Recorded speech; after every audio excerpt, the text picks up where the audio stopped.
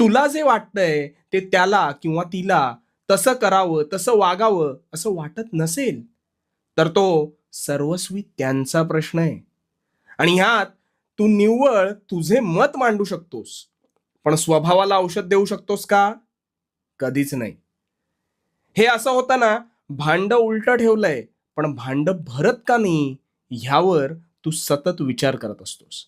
आता मला सांग, भांड भरू शकेल का? ते शक्य आहे का? नाही ना. तसंच पाणी तुझ्या मते गढूळ आहे हे तुला माहिती आहे. मग तू ते स्वच्छ का नाही याचा विचार का बरं करतोस? गोष्टी जशा आहेत तशा स्वीकारायला शिक.